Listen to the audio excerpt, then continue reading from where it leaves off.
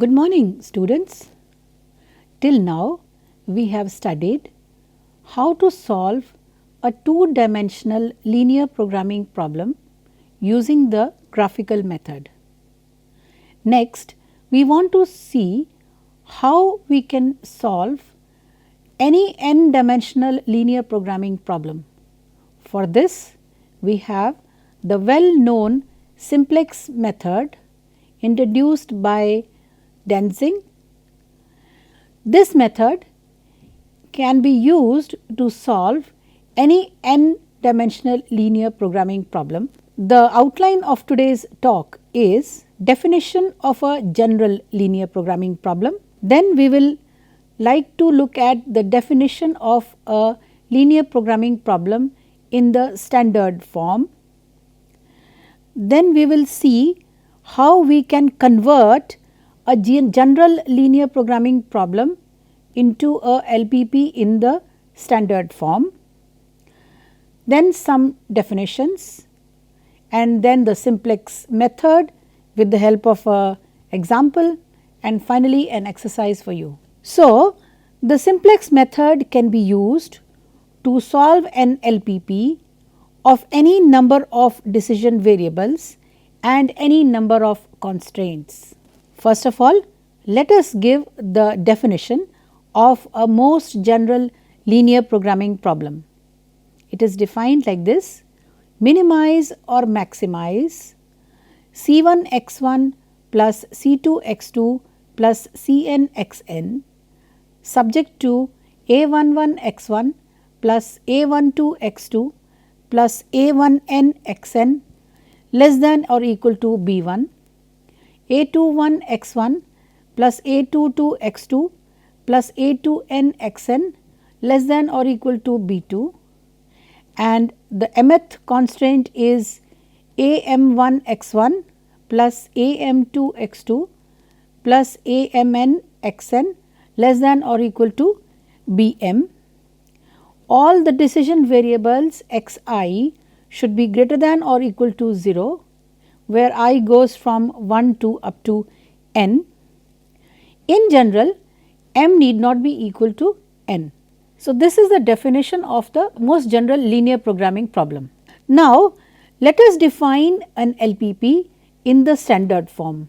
It is defined as follows: maximization of C1 x1 plus C2 x2 plus Cn xn subject to A11 x1 plus A12 x2 plus A1n xn is equal to B1, and like this the last constraint is Am1 x1 plus Am2 x2 plus Amn xn is equal to Bm.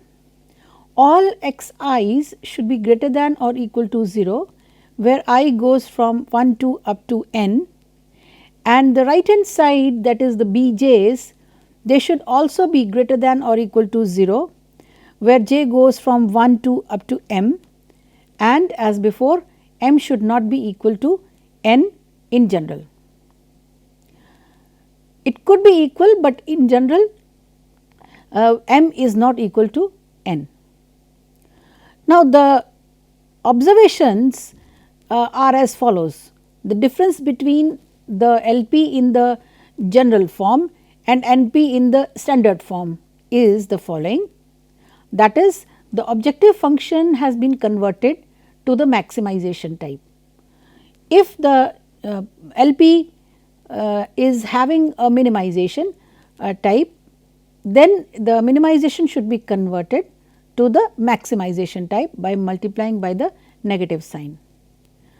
Also, you will observe that the second difference is that the right hand side entries are all greater than or equal to 0, that is B1, B2, Bm are all greater than or equal to 0. And the third difference between the general LP and the LP in the standard form is that each of the inequality has been converted into a equality.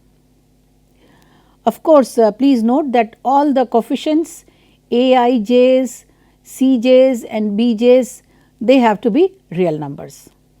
So, the question is how to convert these inequalities into equalities. Let us see how that is to be done. So, we have to convert the given LP into the LP in the standard form. This is done by the following procedure. We can add slack variables to convert the less than equal to inequalities into an equality. For example, if you have a constraint, let us say x1 is less than or equal to 10, then this constraint can be converted to an equality by adding another variable, let us say x2, such that x1 plus x2 becomes 10. Here x2 is called the slack variable because it is converting the less than inequality into an equality. Of course, we have to make sure that this slack variable x2 must be greater than or equal to 0. The second situation arises when we have a greater than inequality and we have to convert this greater than inequality into an equality. So, how to convert it? This is done by subtracting a positive variable which is called as the surplus variable, and this, with the help of this surplus variable, we can convert a greater than equal to inequality into an equality. And of course, the surplus variable has to be subtracted. So, as an example, suppose we have x1 is greater than or equal to 57. Here we have the greater than equal to sign. So, in order to convert it into an equality, we will subtract another variable, let us say x2, that is x1 minus x2, which will make it into an equality. Of course, x2 should be greater than or equal to 0, otherwise it will not work. And x2 is called a surplus variable. Now, there could be a situation where we have a unrestricted variable, let us say x1. So, in this situation we can convert this unrestricted variable as a difference of two non-negative variables. That is because we want that all the xi's should be greater than or equal to 0.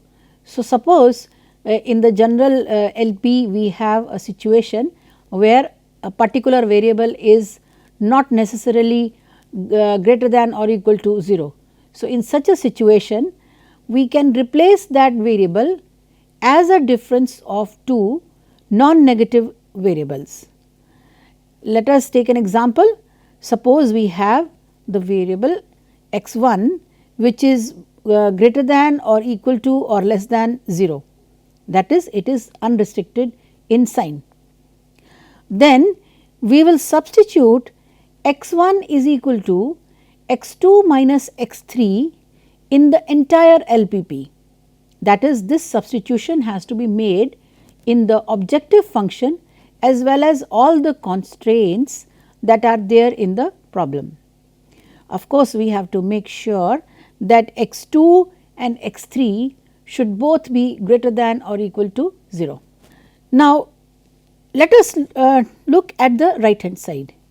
In case the right hand side is negative, then we have to multiply that particular constraint with the negative sign, so that the right hand side becomes positive. So, I hope that you have understood the method of converting any general LPP into an LPP in the standard form. So, let us take an example to understand this procedure. Suppose we have a LPP which is given to be maximization of 4x1 plus 2x2 subject to 7x1 minus 3x2 less than or equal to 15, 3x1 plus 4x2 greater than or equal to 20, 5x1 minus 4x2 is equal to minus 60 and all xi's greater than or equal to 0. So, let us look at the way in the format in which the LPP in the standard form should be. The first thing is that the objective function should be of the maximization type. In our case, it is already in the maximization type, so we do not have to do anything. Next, let us look at the first constraint. This constraint is of the type less than equal to. So, we need to add a slack variable, and that is the way we will do it. This constraint will become 7x1 minus 3x2 plus x3, which is equal to 15. Here x3 is a slack variable and it should be greater than or equal to 0. Coming to the second constraint, this is a greater than or equal to constraint. So, we need to subtract a surplus variable. Here it becomes 3x1 plus 4x2 minus x4 is equal to 20, and of course, x4 should also be greater than or equal to 0. Coming to the third equation, we find that although it is already an equality, but the right hand side is negative, but we want that the right hand side should be positive. Therefore, all we need to do is multiply it with the negative sign, and that is what it looks like. Minus 5x1 plus 4x2 is equal to 60. Of course, we have to make sure that all the decision variables should be greater than or equal to 0. In this case, we do not have any unrestricted variable. So, therefore, now we have been successful in converting the given LPP into an LPP in the standard form. Now, let us look at the way in which we can prepare ourselves for starting the simplex procedure. Before we do that, let us look at this system of equations. Let us call this system of equations as S1. So, this is a system of two equations in 5 unknowns. These equations are x1 minus 2x2 x1 minus 2x2 plus x3 minus 4x4 plus 5x5 is equal to 2, and the second equation is x1 minus x2 minus x3 minus 3x4 minus x5 is equal to 4. Now, I have a question for you. Without actually solving this system of equations, can you give me a solution to this system of equations? Can you find a solution to this system of equations? Obviously, you know that since the number of unknowns is 5 and the number of equations are 2. So, 2 is less than 5. Therefore, this system of equation will have infinite number of solutions. Therefore, if you can just give me one solution out of these infinite solutions, that is what I want. So, if you want to get a solution, you have to try the hit and trial method and see if you can get a solution. Some of you must have got it. In general, what we will do is we will apply elementary row operations. Now, the elementary row operations are as follows. There are 3 such operations. The first one is multiply a row by a scalar. A scalar means a real number. So, the first operation is multiply a row by a real number. Second operation is either add or subtract a row from another row, and the third operation is interchange any two rows. So, these are the three elementary row operations, and using this elementary row operations we will convert the given system of equations S1 into an equivalent system of equations. How? We will see in a minute. First of all, we will apply the elementary row operations to this given system of equations S1 as follows. We will replace the second row, that is R2, by R2 minus R1, and once we do this operation we will get another system of equations which we will call as S2. So, what is this system of equation S2? The first row is as before, the second row will be replaced by the following: x2 minus 2x3 plus x4 minus x5 is equal to 2. What you have observed is that in the second equation x1 coefficient has become 0, that is there is no x1 term in the second equation. This has been done purposely, and that is the way the elementary row operation which has to be applied is decided. It is decided by looking at the coefficient of x1 in the first system of equation S1.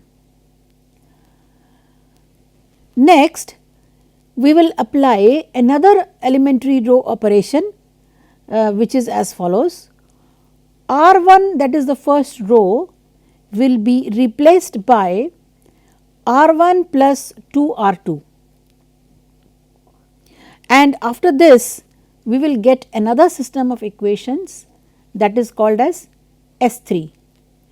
In this system of equations, the second row is as same as that of S2, but the R1 will be replaced by x1 minus 3x3 minus 2x4 minus 4x5 is equal to 6.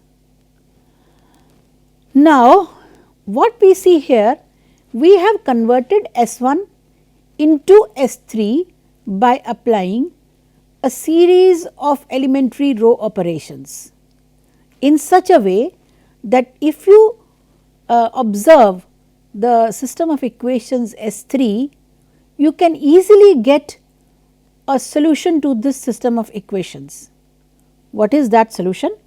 The solution is x1 is equal to 6, x2 is equal to 2, and the remaining variables, that is x3, x4 and x5, all of them equal to 0.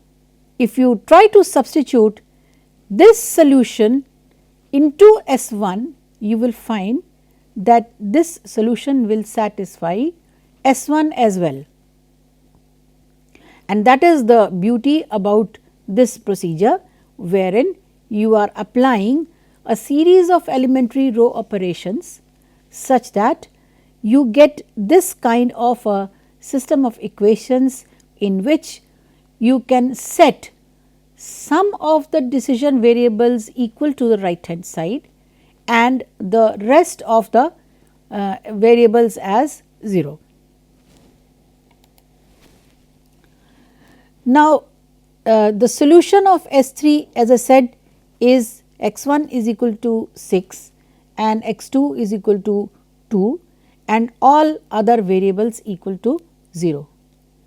Such type of a system of equations is called a canonical system. What do we observe? That we observe that there are some variables in this canonical system of equations which can be equated to the right hand side, and the remaining variables can be put equal to 0.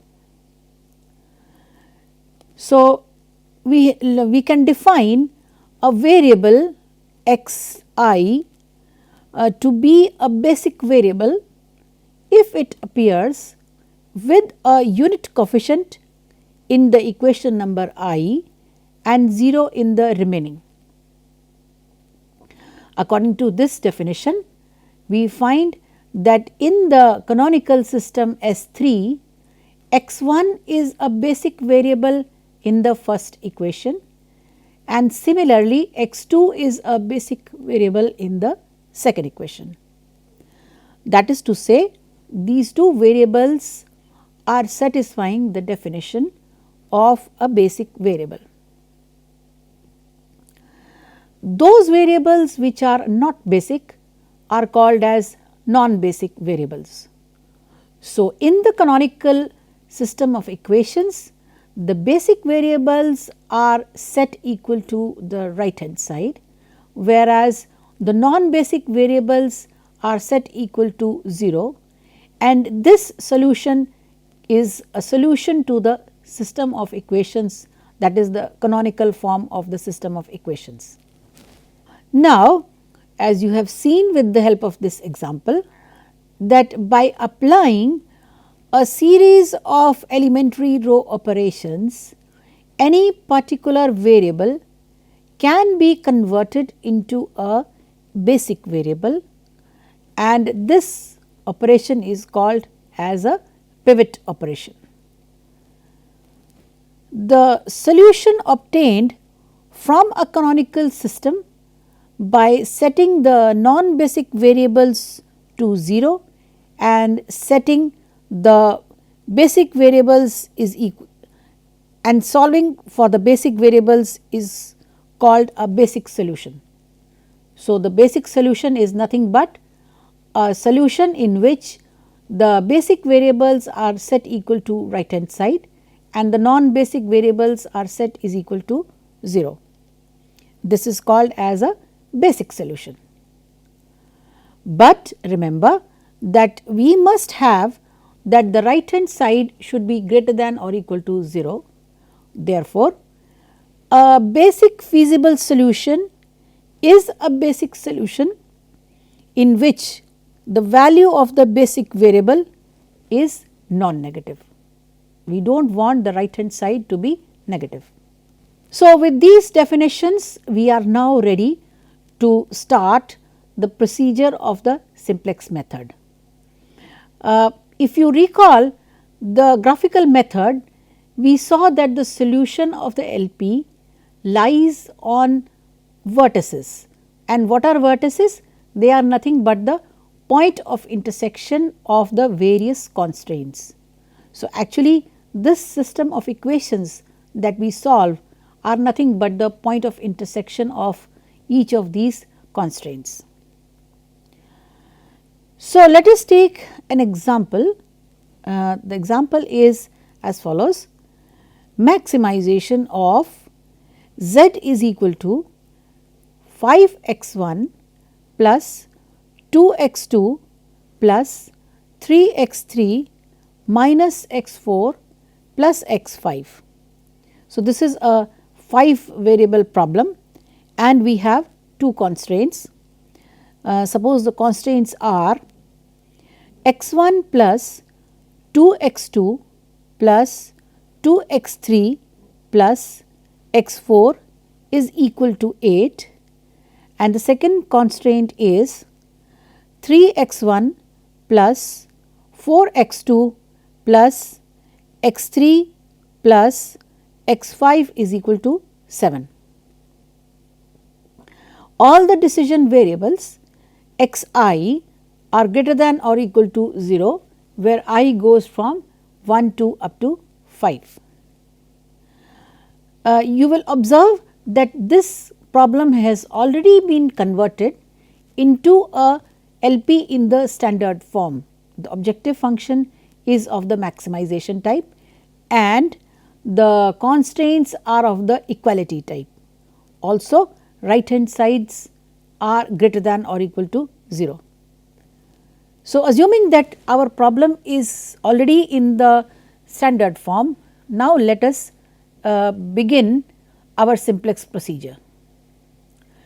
As you can see that in the first equation x4 is a basic variable because it is appearing with a unit coefficient in the first equation and 0 in the second equation.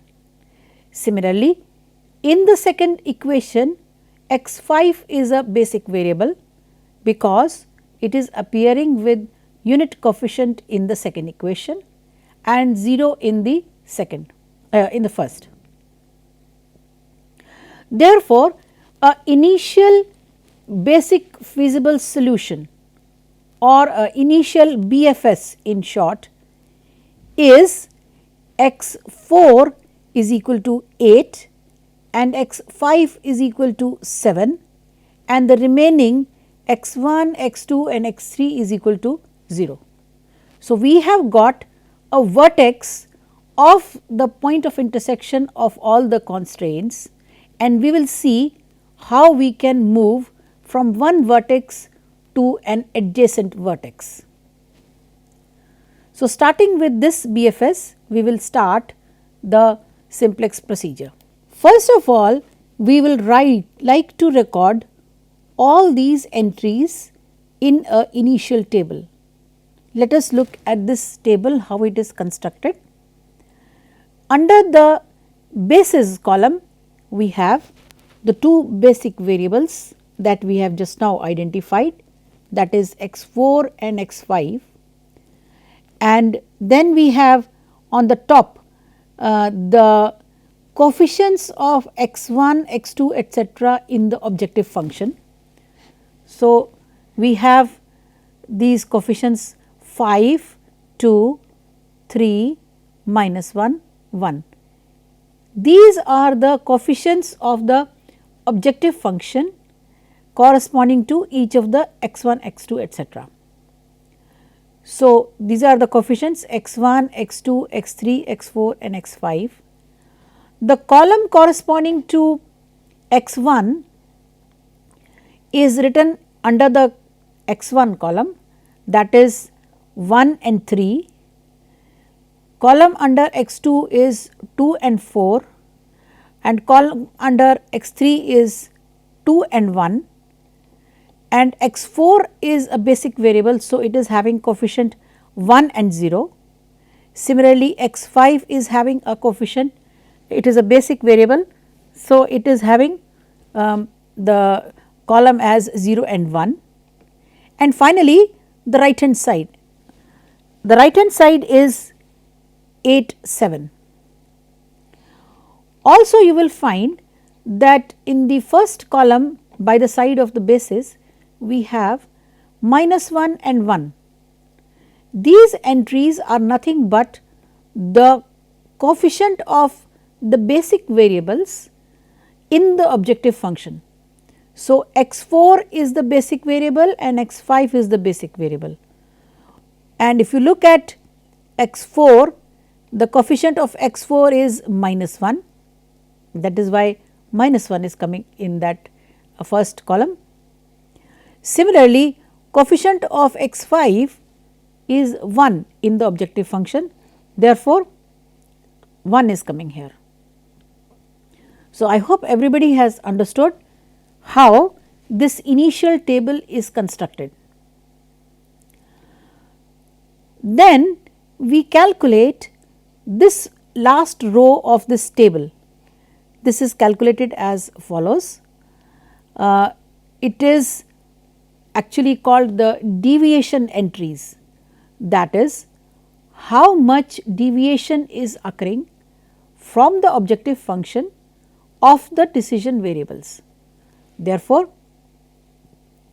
you can just write down these entries and then I will tell you how they have been obtained. These entries are 3, 0, 4, 0 and 0. Now, these entries have been obtained by the following: 5, this coefficient of x1 in the objective function is 5. So, 5 minus this vector minus 1 1 multiplied by 1 3, this will give me 3. Next, this coefficient of x2 is 2 and 2 minus 1 1 multiplied by 2 4. Let us look at the next slide where these calculations have been shown. The first entry was 5 minus 1 1, then this has to be multiplied by 1 3, and this will also become a scalar and you will get entry 3. Similarly, 2 minus 1 1 2 4 is equal to 0. The third one is 3 minus 1 1 multiplied by 2 1, which comes out to be 4, and then the next entry is 5 minus 1 1 multiplied by 1 3, which comes out to be 0. Then the fourth one is minus 1 minus 1 1 multiplied by 1 0, which is equal to 0, and the last one is 1 minus 1 1 multiplied by 0 1, which is equal to 0. So, these entries are 3 0 4 0 0 0. Let us go back to the table. Here they are 3 0 4 0 0. You will observe that the entries corresponding to the basic variables are 0. That is, the entries in the deviation row corresponding to the basic variables, that is, the basic variables are x4 and x5. So, these entries are 0 in the deviation rows. This means that there is no deviation from the basis. This is not a chance, it will always happen. Whenever there is a basic variable, it will have a corresponding entry in the deviation rows as 0. Now, if you substitute this BFS, that is x4 is equal to 8 and x5 is equal to 7 in the objective function, you will get the value of z, and that value comes out to be minus 1. So, that is why in the last row and last column we have z is equal to minus 1. The next thing we need to see how we can traverse to the next adjacent vertex, where this vertex is nothing but the point of intersection of the constraints. So, for this we need to move to the adjacent vertex. By adjacent vertex, I mean out of the basic variables, in our case there are two basic variables x4 and x5, we have to replace either x4 or x5 with any other non-basic variable into the basis. So, therefore, we have to take two decisions. The first decision is which variable should be made a basic variable, and the second decision is which variable should leave the basis. So, for this the first decision, that is which variable should enter the basis, this decision is answered by observing these entries in the deviation rows. That entry corresponding to the largest entry should be made entered into the basis, and here we can see that the entry, third entry, that is 4 is the largest, and therefore, the variable corresponding to this entry, that is x3, should be made to enter into the basis. So, that is the reason why we take a decision that the entering variable is x3. So, the next point is how to decide which variable should leave the basis. For this, we have to calculate what is called as the minimum ratio test. The minimum ratio test is performed between all entries of the right hand side and all the positive quantities in the pivot column. Pivot column is the column which corresponds to that variable which we have decided should enter into the basis. So, the minimum of 8 and 8 by 2 and 7 by 1 has to be performed. If you look at the table, the initial table, let me go back to the initial table. Yeah, if you look at this initial table, we have to perform a minimum ratio test, and the minimum ratio test has to be performed between right hand side and the pivot column. So, right hand side is 8 and 7 and the pivot column is 2 and 1, because we have already decided that x3 should enter the basis. Therefore, the minimum ratio test has to be performed between 8 and 2 and similarly 7 and 1. So, 8 upon 2 and 7 upon 1. The minimum out of these two is what? 8 upon 2 is 4 and 7 upon 1 is 7. So, that means the minimum is the first one. This tells us that the variable x4 should be the variable which should leave the basis, and that is what has been shown here. This is the variable x3 should be entering variable, and we can say that because 8 upon 2 is 4 is the minimum, therefore, the leaving variable is x4. This tells us that the new basis becomes x3 and x5, because we found that the corresponding deviation entry of x3 was the largest, and therefore, x3 should enter, and also we found that the minimum ratio test indicated that x4 should leave the basis. That is the reason why in the second table the new basis will become x3 and x5. If you observe, the previous table it was x4 and x5, and in this table it is x3 and x5. This indicates that only the first basic variable has been changed, the other one is the same. That is why it is called as an adjacent BFS. So, the BFS corresponding to this table is x3 is equal to 4 and x5 is equal to 3. And how is this table obtained? This table is obtained by applying elementary row operations on the initial table. As you have seen, the elementary row operations are nothing but the way in which this x3 should be made as a basic variable, that is it should be 1 0, and x5 is already a basic variable. Before you proceed, please note that the first column which is written as C0 has also to be changed corresponding to the x3 variable, because x3 is appearing with a coefficient 3 in the objective function, right. The coefficient of x3 in the objective function is 3.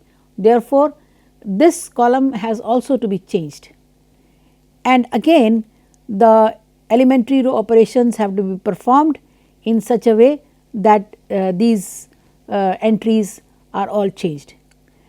And how do you make these elementary row operations? If you look at the first table, the initial table, let me go back again to the initial table. This cell, I would call it, which is been shown by the green color, is showing an entry 2, and we want that this has to be converted to 1. Why? Because we have to make this x 3 as a basic variable. So, instead of 2 1, this column should be changed to 1 0. And how is that to be done? That has to be done by applying the appropriate elementary row operations. So, first of all we have to convert this entry 2 as 1, and how do we do that? We will replace the first row, that is R 1, by R 1 divided by 2. So, the entire row has to be divided by 2. So, we will get 1 upon 2, 1, 1, 1 upon 2, 0 and 4. Let us see at this table. That is it, 1 by 2, 1, 1, 1 by 2, 0 and 4. I hope it is clear how we have applied this elementary row operation. We have divided this row by 2, and how did we decide that we have to divide by 2? Because the pivot element was 2 and we had to make it into 1. Next comes the second row.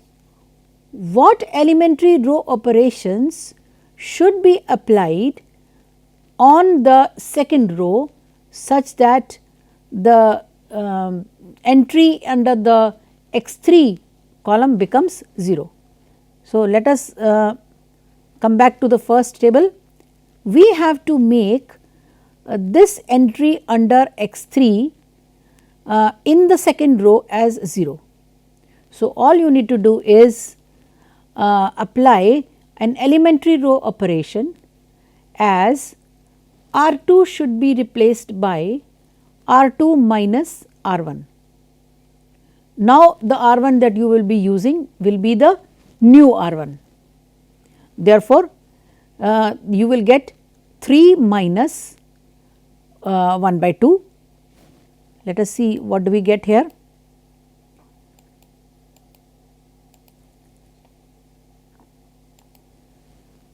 That is right, 3 minus 1 by 2 is 5 by 2, and similarly the other entries. So, what we have done is we have applied elementary row operations in such a way that this column under x 3 has become a basic variable, that is x 3 has the column 1 0. Of course, x 5 will remain as 0 1, it will not be changed. This completes one iteration of the simplex method. Again repeat this process, and how do you do that? First of all, you compute the deviation entries. The deviation entries are nothing but 5 minus 3 1 multiplied by 1 by 2 5 by 2, which is 1, 2 minus 3 1 multiplied by 1 3, which is minus 4, 3 minus 3 1 multiplied by 1 0, which is 0. Anyway, it is a basic variable, and similarly minus 1 minus 3 1 multiplied by 1 by 2 minus 1 by 2, which is minus 2, and x 5 is a basic variable. So, the entry is 0. So, at this iteration our BFS becomes x 3 is equal to 4 and x 5 is equal to 3, all other variables 0. If you substitute this BFS into the objective function, you get the value of the objective function z is equal to 15. So, what you have seen that just in one iteration you have improved the objective function value from minus 1 to 15, and that is the whole idea behind the simplex method. At each iteration we move from one BFS to another BFS such that the objective function value improves. Same way you get the third table. The third table is as follows. You have the first row as x3 is 0, 2 by 5, 1, 3 by 5, minus 1 by 5 and 17 by 5. And the second row becomes x1, that is 1, 6 by 5, 0, minus 1 by 5, 2 by 5 and 6 by 5. And if you try to calculate the deviation entries, you get the following: 5 minus 3 5 multiplied by 0 1 is 0, anyway it is a basic variable. Then you have 2 minus 3 5 multiplied by 2 by 5 6 by 5, you get minus 26 by 5. x3 is a basic variable, so you get 0. x4 you get minus 1 minus 3 5 multiplied by 3 by 5 minus 1 by 5, you get minus 9 by 5. 1 minus 3 5 multiplied by minus 1 by 5, 2 by 5, you get minus 2 by 5. And if you look at this BFS, that is x3 is equal to 17 by 5 and x1 is equal to 6 by 5, the remaining variables as 0. Then if you substitute this into the objective function, you get the value of z as 81 by 5, and again this is a significant improvement over the previous value. Again you calculate the deviation rows. The deviation rows are 0, minus 26 by 5, 0, minus 9 by 5 and minus 2 by 5. And what do you observe? You observe that all the entries in the deviation row are either 0 or having negative value. So, you cannot decide which variable should enter the basis, and in fact that is what is the stopping criteria. The stopping criteria is if all the entries in the deviation row become either 0 or negative, then the simplex procedure stops and we get the final optimal solution. So, the optimal solution is obtained by the stopping criteria, that is all the entries in the deviation row should be either negative or 0. Therefore, no further improvement is possible and the optimum solution is x1 is equal to 6 by 5, x3 is equal to 17 by 5 and the remaining variables as 0, and the maximum objective function value is 81 by 5. So, I hope everybody has understood how the simplex method works and how at each iteration you have to decide which variable should enter the basis and which variable should leave the basis. So, as an exercise, please note down this problem. So, I want you to convert the following LP into an LPP in the standard form. The given LPP, the general form of the LPP is as follows: minimize x1 minus 3x2 plus 3x3 subject to 3x1 minus x2 plus 2x3 less than equal to 7, 2x1 plus 4x2 greater than or equal to minus 12, minus 4x1 plus 3x2 plus 8x3 less than or equal to 10, x1 and x2 are both greater than or equal to 0. However, x3 is unrestricted in sign. The second exercise is, I want you to solve the following LPP by the simplex method. The problem is maximize x1 plus x2 plus x3 subject to 3x1 plus 2x2 plus x3 less than or equal to 3, 2x1 plus x2 plus 2 x 3 less than or equal to 2, and all the 3 variables x 1, x 2, x 3 should be greater than or equal to 0. Let me give you a hint. All you need to do is add a slack variable in each of the 2 constraints and proceed. You will get an initial BFS, keep on applying the simplex procedure rules and stop when the stopping criteria is satisfied. Thank you.